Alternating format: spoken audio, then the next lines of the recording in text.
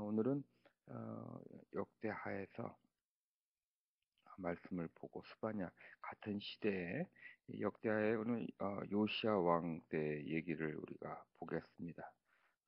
그때 스바냐 선지자가 같은 동시대에 예언의 말씀을 하셨습니다. 그래서 요시야 왕과 스바냐 같이 보고 있습니다. 요시야 왕 그러면은 이제 유다의 그 멸망하기 전에 몇 왕이 남기 안 남았습니다. 이제는 남유다가 정말로 멸망의 시기를 맞이하기 바로 전에 요시야 왕이라고 하는 왕이 유다를 다스립니다. 이 요시야 왕 할아버지가 되는 므낫세 왕에 대해서 오늘 본문의 말씀이 시작됩니다. 이 므낫세 왕은 처음에는 하나님께 보시기에 악한 일을 저질렀다라고 오늘 성경 말씀은 우리에게 하십니다. 어, 하나님께 보시기에 악한 일을 저질렀습니다. 그때 아시리아라고 하는 나라가 북이스라엘을 멸망시키고 자신들의 그 어떤 세력을 더 확장하기 위해서 남유다까지 침공해 옵니다. 므낫세는 아시리아와 전쟁에 나가서 참패하고 그만 그 아시리아 적군에 끌려가게 됩니다. 왕이었던 하루아침에 전쟁 포로로 바벨로니아로 끌려가서 그는 그곳에 아주 처량한 신세가 되었습니다. 그때 이 므낫세는 그 끌려간 그 적군의 나라에서 회개하고 기도하였다라고 오늘 본문은 말하고 있습니다. 33장 12절을 보니까 그는 조상의 하나님 앞에서 아주 겸손해졌다라고 말을 하고 있습니다. 아주 겸손해졌다. 그냥 겸손해진 정도가 아니라 아주 겸손해졌다라고 말하고 있습니다. 코가 납작해졌다. 어, 참 감사하죠. 우리가 어떠한 그런 circumstance가 우리를 힘들게 해서 그나마 겸손해질 수 있는 그러한 찬스가 주어지는 것도 물론 더나 축복된 일이라고 저는 생각합니다.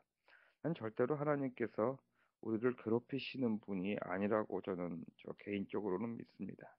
하지만 하나님께서는 우리가 교만하고 우리가 악하고 하나님으로부터 멀리 떨어져서 도망가다가 그만 우리들의 그러한 죄된 모습 때문에 우리들의 잘못된 선택 때문에 우리가 어떠한 circumstance에 어떤 consequence에 처하게 될 때 그때라도 우리가 하나님 앞에 겸손해지면 하나님께서는 두 팔을 벌리시고 또 우리를 불쌍히 여기시고 우리에게 긍휼과 자비를 베푸시려고 우리 안달부절하시는 그런 하나님임을 이 아침에 여러분과 나누려고 합니다.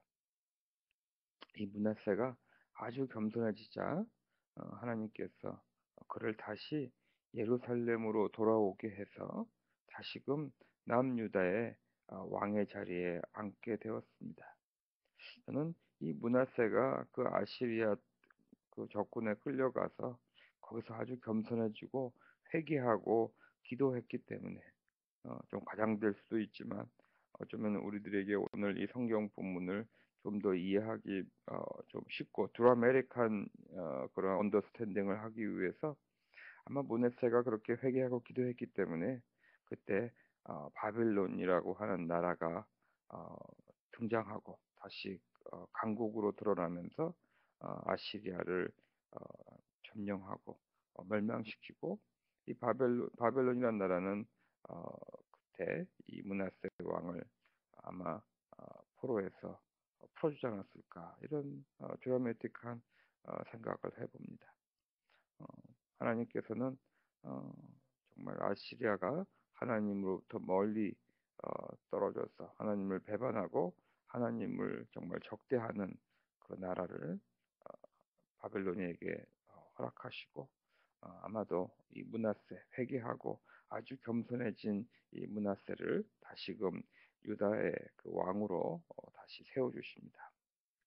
그때 다시 돌아와서 왕의 자리에 앉게 되자 므낫세는 그제서야 주님만이 하나님이라는 것을 깨달았다라고 오늘 성경은 말하고 있습니다. 그제서야 주님만이 하나님이라는 것을 깨달았다. 정말 이 주님만이 하나님이라는 것을 깨달았다고 하는 이 단어가 머릿속으로 이해되는 그러한 스테이트먼트는 절대로 아닌 것 같습니다. 우리가 주님만이 하나님이라고 것을 므낫세는 입으로 말 안 했겠습니까? 백성들에게도 다 우리 하나님은 하나님이다라고 얘기했을 것입니다. 하지만 오늘 성경은 이 므낫세 왕이 그제서야 주님만이 하나님이라는 것을 깨달았다고 다시금 말하는 걸 보아서는 이제서야 므낫세는 하나님을 직접 체험하고 하나님이 얼마나 우리가 겸손해졌을 때 우리를 반겨주시고 우리에게 자비와 긍휼과 불쌍함을 허락하시는 그러한 하나님인지를 그제서야 그는 깨닫고 경험하고 주님만이 하나님이라고 깨닫고 선포합니다. 우리들에는 생각지 않게 우리가 잡고 있는 것이 참 많습니다. 우리가 인생을 살아가면서 입으로는 주님만이 하나님이고 하나님이 나의 구주이시고 하나님이 모든 것을 인도하신다고 말을 하면서도 많은 것을 붙잡고 있습니다. 참 많은 것을 붙잡고 있기 때문에 우리는 종종 하나님을 전적으로 의지하지 않고 하나님의 자비와 긍휼하심에만 의존하지 않고 어, 그 다른 것들을 의지할 때가 많이 있습니다. 어, 그때 우리들의 어떠한 잘못된 선택 때문에 우리에게 어려움도 오고 우리에게 힘듦도 오고 어떨 때는 육신의 나약함도 오게 됩니다. 물론 내추럴하게 몸이 아플 때도 있지만 어떨 때는 우리들이 잘못된 선택을 통하여서도 그런 일이 일어납니다. 하지만 하나님은 그럴 때 우리가 아주 겸손해져서 하나님의 자비를 구하고 하나님의 그 긍휼하신 풍성하신 그 하나님을 은혜에 전적으로 의지할 때 하나님께서는 그런 어려운 환경도 합하여서 선을 이루시는 하나님이라고 하는 것을 우리가 경험하게 됩니다. 참 아이러니컬해요. 처음에는 이 므낫세 왕이 하나님 앞에서 악을 행할 때 정말 어, 그 아시리아에게 멸망될 것 같은 그러한 풍정등화의 남유다의 그 역사가 있었는데 이 아주 겸손해져서 돌아온 이 므낫세 왕은 역사성으로도 유다에서 가장 오랫동안 다스린 왕이 된다라고 하는 것입니다. 참 재밌어요.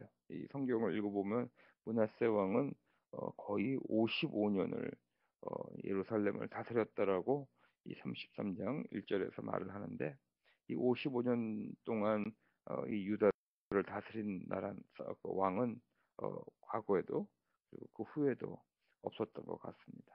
가장 오랫동안 나라를 다스리게 됩니다.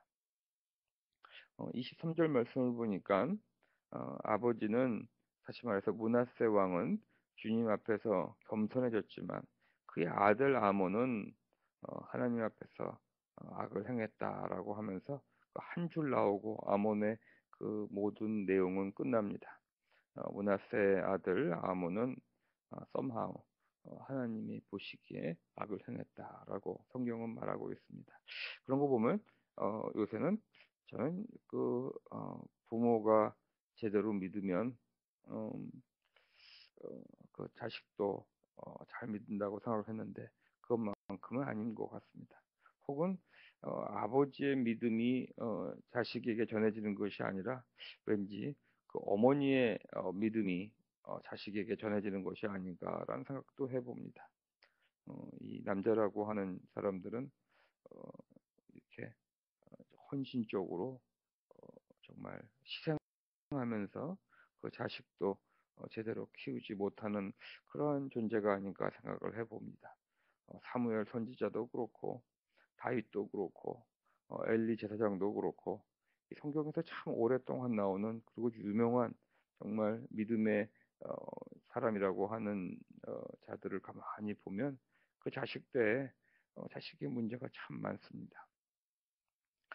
그런 거 보면 일단은 믿음이라고 하는 것은 어, 이 대대로 유전적으로 이어지는 것이 아니라 퍼스널한 페이스라고 하는 것, 개인적인 어떠한 퍼스널한 페이스라고 하는 것을 물론 인디비주얼한 건 아니지만 퍼스널한 하나님과의 그 경험에서 믿음이 시작된다라고 저는 또 아침에 묵상하게 됩니다. 음, 참 자식 때에 믿음을 전하는 것이 그렇게 쉬운 일이 아닙니다. 왜냐하면 강권으로 될 수 있는 것도 아니고 어떤 교육적으로 지식적으로 어떤 전해질 수 있는 것도 아니고 자기 스스로 하나님을 경험해야 되기 때문에 참 쉽지 않은 것 같습니다. 34절에 그 므낫세 왕의 이제 손자인 요시야 왕이 우리는 영어 말로는 조사야라고 그러죠. 제가 참 좋아하는 이름입니다. 요시야, 조사야. 그 요시야 왕이 8살 때 왕이 됩니다. 참 어린 나이에 왕이 되는데 이 34장에 보면은 16세에 조상 다윗의 하나님을 찾기 시작했다라고 말을 합니다. 자기 할아버지 므낫세 그 왕의 믿음을 찾았다기보다도 조상 다윗의 하나님을 찾기 시작했다라고 말을 합니다. 므낫세 왕도 참 하나님부터 멀리 갔다가 정말 인간으로서 또 왕으로서 당할 수 없는 수치를 당하고 그제서야 하나님께 회개하고 돌아왔듯이 어떠한 이 상한 심령의 그러한 할아버지의 어떠한 믿음이 아마 이 요시야 왕을에게 그 상한 심령의 믿음의 그 대표적인 그 조상 다윗의 하나님을 찾기 시작하지 않았나 저는 생각해 봅니다. 오늘 뭐 상한 심령에 대해서 깊숙이 들어가지는 않겠지만 어, 이 요시야 왕은 16세에 참 16세라고 하면 이제 어른이 되는 그때 조상 다윗의 하나님을 찾기 시작했고 그가 20세가 됐을 때 산당과 아사라 목상들을 새긴 우상들을 없앴다라고 오늘 성경이 우리에게 말합니다. 유다와 예루살렘을 깨끗하게 했다라고 합니다. 이 상한 심령의 믿음이 왠지 굉장히 패시브하고 나약해 보일 수가 있습니다. 왜냐하면은 우리가 무슨 강한 의지를 가지고 하겠다라는 것보다도 남아있는 의지와 남아있는 정성과 남아있는 생명을 가지고 오로지 주님의 은혜만을 전적으로 의지하는 것이 왠지 현대 오늘날에 보면은 굉장히 나약한 모습처럼 보여지지만 다시 말씀드리지만 그 나약함 속에서 강한 모습이 하나님의 그 놀라운 능력이 드러나는 것이 바로 이 상한 심령의 믿음입니다. 20세에 그는 그 조상들도 제대로 하지 못했던 모든 산당과 아사라 목상들 그 우상들을 다 유다와 예루살렘에서 다 없애면서 전 나라를 깨끗하게 했다라고 성경은 우리에게 말하고 있습니다. 그는 또한 26세에 무너져 버리는 다 낡아버리고 제대로 역할을 하지 못했던 그 예루살렘의 성전을 수리하기 시작했다라고 오늘 성경 본문이 우리에게 말을 하고 있습니다. 8살 때 왕이 되어서 생각을 해보길 바랍니다. 어린 나이에 왕이 되어서 옆에 있는 그 세력들의 휘말리기 딱 알맞는 나이에 왕이 됐는데도 이 요시야 왕은 16세에는 조상 다윗의 하나님을 찾기 시작했고 그 상한 심령의 믿음을 소유하기 시작했고 20세에는 결단을 하고 정말 어, 이 세상에 있는 모든 우상들을 없애고 오로지 하나님만이 나의 하나님이라고 하는 것을 선포하고 또 그 하나님을 위하여서 26세에는 하나님의 성전을 수리하기 시작했다라고 전해주고 있습니다. 참 많은 것을 묵상하게 하고 많은 것을 오늘 아침 배우게 합니다. 이 요시야 왕이 어, 유다를 다스릴 때 스바냐라는 선지자가 예언 활동을 합니다. 그럼 오늘 이 스바냐서 3장을 보면은 5절 말씀에 이렇게 하나님에 대해서 말씀하고 있습니다. 아침마다 어김없이 공의를 나타내신다. 참 여기서는 공의를란 말을 했지만 제가 계속 요 근래 우리가 쉐어하고 있듯이 하나님의 공의는 예수 그리스도고 하나님은 하나님께서 약속하신 대로 하나님이 스스로에게 결단을 하고 하나님이 스스로에게 약속하신 것을 우리에게 드러내시려고 은혜와 자비를 베푸시는 그 자체가 제가 공의라고 말씀을 드렸습니다. 아침마다 어김없이 은혜의 하나님으로 자비의 하나님으로 나타나신다라고 스바냐 선지자가 말하고 있습니다. 오늘 아침도 우리가 어떠한 모습으로 지난 날을 살았든지 어저께를 살았든지 오늘 다시금 겸손히 하나님의 은혜와 하나님의 자비를 예수 그리스도 안에서 그 보여주신 그 하나님의 그 풍성한 사랑에 의지하여서 무릎 꿇고 나아가는 모든 자들에게 어김없이 공의를 나타나시는 하나님이라고 스바냐 선지자가 말하고 있습니다.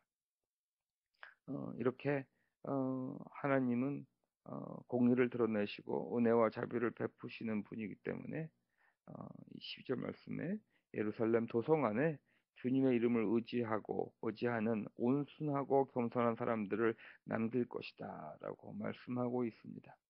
어, 주의 이름을 의지하고 온순하고 겸손한 사람들, 아마 바로 이런 사람들이 하나님의 은혜와 자비를 전적으로 의지하는 사람들일 것입니다.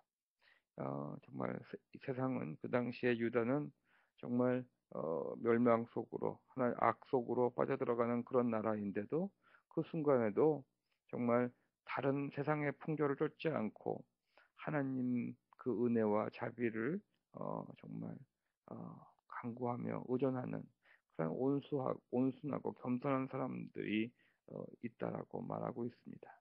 저는 우리 교회가 이 어, 세상의 풍조가 가장 극대화되고 시작되고 끝나는 그러한 이 맨하탄에서 이러한 하나님의 이름을 의지하고 온순하고 겸손한 사람들의 모임들이 되기를 저는 원합니다.